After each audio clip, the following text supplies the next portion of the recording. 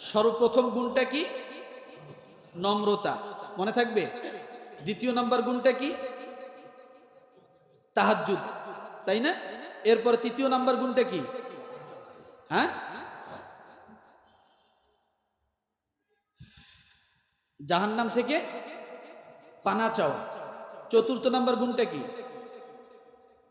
মধ্যম পন্থায় দান করা।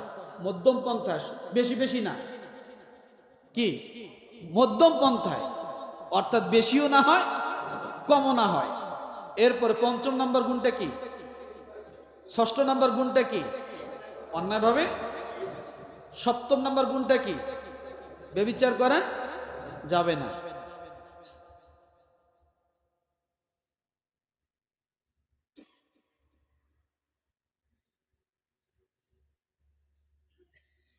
অষ্টম নাম্বার গুণ, মিথ্যা সাক্ষ্য দেওয়া যাবে না। 9 নাম্বার, বেহুদা কথা বেহুদা কাজে লিপ্ত হওয়া নিজেকে কি করতে হবে?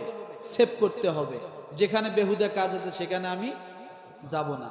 আর তাই যদি হয় তাহলে একটা সাধারণ ছোট্ট একটা বাক্স এনে রাস্তার পাশে খাড়া করে বলছে লাগ ভেল কি লাগ, চোখে মুখে লাগ, এইটা বলা, আর কেউ কোনো দিকে থাকে না, সব বাক্সর গোড়ায় আছে না নাই?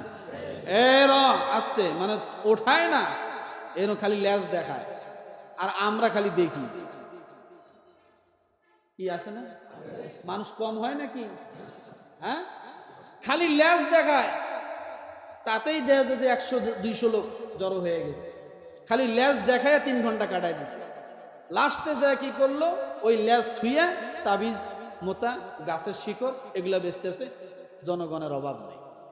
আর আজান দেই, নামাজে আসে, মাইক দিয়ে ডাকি, তাও আসে। এত ভালো কথা কই, তাও শুনে। আর শুধু লেজ দেখায়, তাতে লোকের অভাব থাকে। বোঝেন নাই মনে হয়? এটা কি খেলা? জোরে গ। সাপ খেলা। সাপের কি আবার খেলা আছে নাকি? হাডুডু খেলে, গোলাশুট খেলে, ফুটবল, ক্রিকেট। সাপের আবার কিসের খেলা? আমরা আসলে আমরা বোকার জগতে বসবাস করি, মাথায় ধরে না সাপ কি খেলে, ওর আবার কিসের খেলা? কি দৌড় খেলে? এই দেখার জন্য মানুষের অভাব থাকে না। আর এত ডাকি ভাই আসেন, মসজিদে আসেন, কথা শোনেন, উল্টে বিরোধিতা করে। আছে না নাই? 10 নাম্বার গুণটা কি? কোরআনের সঠিক উপদেশগুলোকে শোনার জন্য আগ্রহ প্রকাশ করা। এটা হলো রহমানের বান্দার গুণ। 11 নাম্বার গুণ কি?